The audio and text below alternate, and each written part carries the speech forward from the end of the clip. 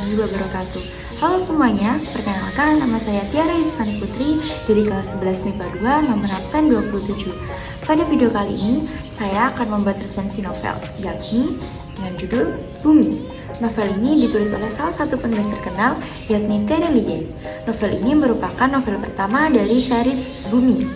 Novel ini diterbitkan pertama kali oleh PT Gramedia Utama Jakarta pada bulan Januari 2014. Novel ini memiliki tebal halaman sebanyak 440 halaman atau setara dengan 20 cm. Lalu pada cover bagian belakangnya terdapat sedikit sinopsis dari novel Bumi ini. Namaku Raib, usiaku 15 tahun, kelas 10. Aku anak perempuan seperti kalian, adik-adik kalian, tetangga kalian. Aku punya 2 kucing, namanya si putih dan si hitam. Mama dan papaku menyenangkan, guru-guru di sekolahku seru, teman-temanku baik dan kompak. Aku sama seperti remaja kebanyakan, kecuali satu hal, sesuatu yang kusimpan sendiri sejak kecil, sesuatu yang menakjubkan. Namaku Raib, dan aku bisa menghilang. Nah, novel Bumi ini mengisahkan salah satu anak perempuan yang bernama Raib yang berusia 15 tahun. Sejak kecil, ia memiliki kemampuan untuk menghilang. Cara Raib menghilang yakni dengan cara menutupkan kedua telapak tangannya ke wajah. Dengan cara itu, Raib bisa kasat mata. Namun, kemampuan yang dimiliki Raib ini tidak ia beritahukan kepada siapapun. Raib juga memiliki 2 sahabat karib, yakni bernama Ali dan Sally. Ali adalah seorang anak laki-laki yang memiliki sifat suka berulah.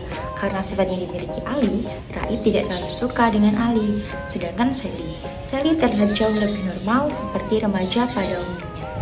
Raib ini merupakan keturunan dari klan bulan, yakni ia memiliki kemampuan bisa berbicara dengan alam. Lalu Ali, ia merupakan keturunan dari klan bumi. Ali ini memiliki kemampuan berubah menjadi raksasa beruang saat ia marah. Sedangkan Sally, ia merupakan keturunan dari klan matahari. Klan matahari ini memiliki kelebihan atau kemampuan yakni bisa mengeluarkan petir biru dari tangannya. Pada suatu hari, Raib, Ali, dan Sally melakukan petualangan di dunia paralel. Di dalam dunia paralel ini terdapat seorang yang bernama Tamus.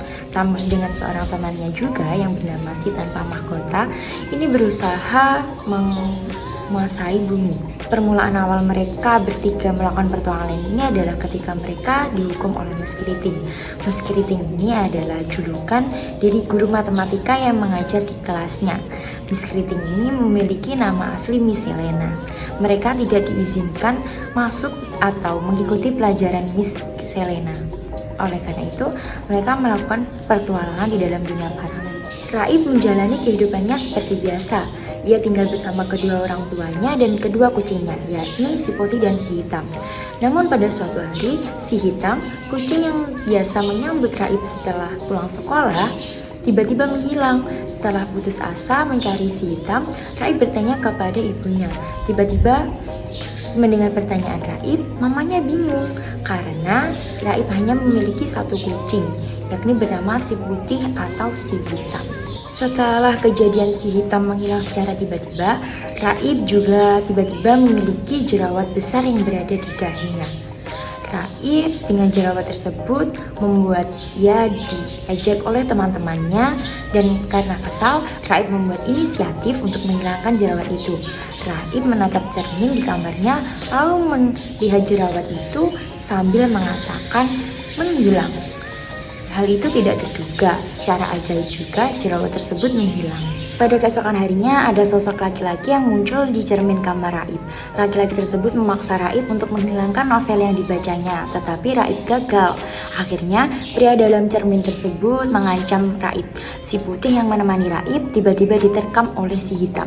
Si putih akan lenyap jika Raib tidak bisa menghilangkan novel yang ia baca. Kejadian aneh lain juga terjadi di sekolah, yakni tepatnya di tower belakang sekolah. Tower di belakang sekolah tiba-tiba menimpa Raib dan Sally. Tetapi tower tersebut dapat dihilangkan oleh Raib dan listriknya diserap oleh Sally. Keduanya takjub dan masih tercengang. Dengan cepat, Ali tiba-tiba datang menyadarkan mereka dan membawanya ke aula. Tiba-tiba juga dari dinding aula muncul seorang laki-laki kurus yang Ternyata laki-laki tersebut adalah laki-laki yang muncul di cermin Raib pada esok hari tadi. Namun kali ini sosok laki-laki tersebut muncul bersama kelompok pasukannya. Mereka ingin membawa Raib ke bulan, ke tempat klan asal Raib berada. Karena saat ini Raib berada di klan bumi, klan terendah. Klan bulan adalah salah satu dari 4 klan. Klan bumi adalah klan terendah, kemudian klan bulan, klan matahari, dan klan bintang. Dahulu semua klan hidup berdampingan, tetapi seluruh sekat antar dunia ditutup karena kudeta kepemimpinan dipimpin oleh si tanpa mahkota, yakni seorang yang ingin mengambil alih kepemimpinan. Tetapi si tanpa mahkota saat ini terkurung oleh buku kematian. Saat ini Raib menjadi pemegang buku kehidupan dan memiliki tugas untuk mengembalikan si tanpa mahkota. Karena Thamus memporak-porandakan kota dan menginginkan Raib mengembalikan si tanpa mahkota, Raib dijebak dengan cara menyandera Miselena. Hingga akhirnya ketika sahabat itu tidak punya pilihan lain, Raib dipaksa mengeluarkan si tanpa mahkota, akan tetapi dia tetap kekeh untuk menolak. Pada saat situasi yang sangat genting dan mengkhawatirkan, Raib mulai membuka buku kematian. Dan Ali, makhluk asli klan bumi, tiba-tiba berubah menjadi beruang raksasa yang menyerang Thamus dan melemparnya masuk ke dalam lorong buku kematian bersama si tanpa mahkota. Semua tercengang, termasuk Raib, Sally, dan Miselena. Sementara Ali yang memenangkan pertarungan tak menyadari bahwa dirinya berubah menjadi sosok beruang besar yang menyeramkan. Novel Bumi ini memiliki ide yang sangat segar. Pembaca diajak untuk berimajinasi dan memiliki daya khayal yang tinggi. Cerita dalam novel ini juga tidak mudah ditebak, sehingga rasa penasaran pembaca akan terus terpancing untuk membaca hingga akhir cerita. Selain itu, cerita dalam novel ini dideskripsikan dengan sangat rinci, sehingga pembaca dapat memahami cerita dengan mudah. Sayangnya novel ini menggunakan bahasa yang baku, sehingga terasa membaca novel yang diterjemahkan dari bahasa asing. Dan juga novel Bumi karya Terelie ini disarankan dibaca oleh para remaja yang suka sekali dengan cerita-cerita fantasi ataupun orang dewasa.